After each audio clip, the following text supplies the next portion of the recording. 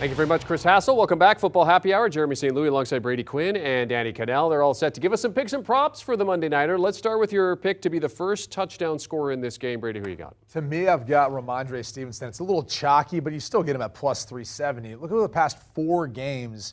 He's averaged about 18 carries per game, averaging 5.5 yards. He scored 3 touchdowns in that time. And they're throwing the football a little bit, averaging about 4 receptions per game. So he's going to be a big piece of this offense. I don't think they're going to go away from handing off the football just because Mac Jones is assumed to be starting again or back behind center. So Ramondre Stevenson, I think, is going to get in the end zone at some point in this game. You know me, I usually like to try a little longer shot. Not tonight, not with these offenses playing, and not with Mac Jones coming off of injury. I think you're going to see them get more to that physical attack. I think they saw some of that happen with Bailey Zappi. They want to try to run the football, control the line of scrimmage. So I'm going with Ramondre Stevenson too. He's top 10, in most categories, rushing the football. I think they're going to play to their strength, so I think he does too. All right, so what about an anytime scorer in this game, Danny? So I notice there will be a trend here, Jeremy. I will not be picking many receivers to have illustrious nights. I'm going to go with Bears running back Khalil Herbert, who had a little more of a long shot in this anytime touchdown scorer category. I think that he's been that kind of surprise piece that has the big play capability that's going to get that opportunity tonight. So I'm going to go ahead and take Khalil Herbert. I'm taking Justin Fields. We're both on the Chicago Bears. I think a lot of people might be saying, are they even going to score a touchdown? Right. This is just be all field goals. I'm taking Fields, though, in part because Bill Belichick hates going up against dual-threat quarterbacks. Clearly, Justin Fields brings the ability to take off and score with his legs. And I think it's going to have to be a big piece of their offense because they're just not able to throw the football consistently or very efficiently for that matter. So I've got Fields at plus 220 to be an anytime score. I think when they get down the red zone, whether it's a pass play or a designed running play, Fields will be part of it. Look at my guy, Khalil Herbert's not even on that board, plus 285. Told you I'd find a long shot in there. Only 3 Bears on that board, yeah. Let's stick with the quarterbacks. Patriots quarterback Mac Jones returns. Perhaps a little bit of pressure on Mac Jones here. Patriots, not terrible. Under Bailey Zappi, he doesn't want to get Bledsoe, does Mac Jones, but his prop over under 1.5 passing touchdowns. Which way are you leaning when you see that? I hate this one. I honestly would not bet this prop because I'm not sure which way to go. I'm going to play the under here, though, if I had to make a pick. And in part because he's coming back. You don't know if there's going to be any rust to all of it. And they've been hanging their hat on that rush attack for the most part, with the exception of that Cleveland Browns game.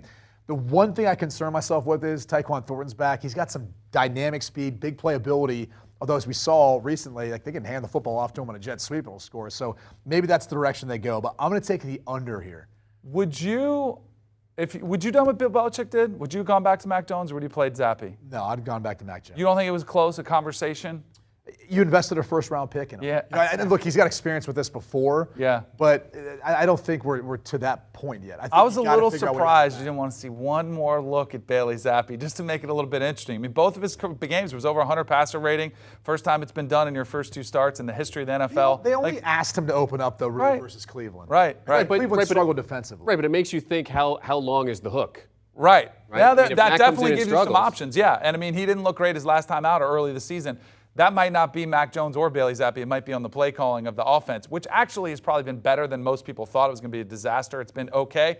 I'm with you. I'm under the pass touchdown total for Mac Jones. I think we talked about Ramondre Stevenson, the importance of running the football. Weather's starting to change, might be a little bit of a factor in this game. So I'm going to go under as well. Until I see them open it up with Mac Jones, I'm going to go under. 2 touchdowns, 5 interceptions for Mac Jones this season. His props 1.5 in this game. So, I mean, he'd equal his season total if you manage to go over on that. All right, on the other side, Chicago quarterback Justin Fields has had his struggles in large part because he's been under constant pressure. 50% of his dropbacks, he's been pressured.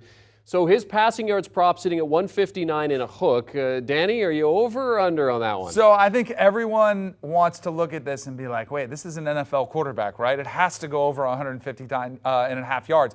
I think you fade it, you go under it all day long. Again, until you see somebody break out consistently, which we haven't seen from Justin Fields, and a lot of it's not on his fault, on his plate, but he is still struggling to throw the football. He's struggling to move the ball, period. I'm going to go under that all day. I'm under that as well, in part because of the pressure you talked about with their O-line, but also the pressure that the Patriots are getting. They're averaging about 3 sacks a game. They do a great job of scheming up those protections. And I think if you're looking at Fields and even the scheme that Luke Getsy's running in Chicago, a lot of long developing plays. It's built a lot off of a play action and what you'll see from shotgun, but Fields holds on to the football, and rightfully so, either waiting for someone to get open or because he's scrambling around trying to make a play with his legs to make something happen on this offense. So I think he goes under this number. I hate to say it because I want to see him succeed. It's just he's got an uphill battle. Well, and you talk about the pressure and kind of scheme things. He is last in the league in completion percentage, under 55%, sitting at 54.8. As an overall prop bet, I mean, what's your best player prop for tonight? I think it's Ramondre Stevenson over 13.5 rushing attempts. Again, they've been feeding him the football. The trend's been about 18 over the last 4 games. And with Mac Jones back, you still want to hang your hat on that rushing attack. I think that's a group, too. If you look at the Chicago Bears defense, they've struggled to stop the run. So kind of plays hand in hand. So I think he easily goes over this number. And I also think the Patriots are going to control this game. They'll get out in front. And then by the second half, they're going to be running the football a lot. I'm going to go under Justin Fields' touchdown passes at a half. So he has to throw 0. Wow. But it's something It's he's done more than half of his starts. He's had 0 touchdown passes. And you're going against Bill Belichick, who has a field day against younger, inexperienced quarterbacks. And Justin Fields still hasn't played a lot of football. I think Bill Belichick will have him confused throughout the night. I think he'll have a game plan to shut down his legs as well. That may provide some opportunity, but also the payout for this is plus 129. If I get some value on that one, I think it's worth the risk. All right, and lastly, let's talk about a line play on the game. Bears have gone from 8-point underdogs to 8.5-point underdogs. You might be able to still get it at 8. The total sitting at 40 points. So where are you hoping to cash in on that line, Danny? Ugly game. I think it's going to be covered by the Bears. Give me that 8. Is it 8 or 8.5 right now at this 8.5. minute? I'm going to go ahead and take the 8.5. That's a big number in the NFL. We've seen underdogs have some success this year. I think they can murky it up. What do you say? Murky it up? Murky it up, Muck it up?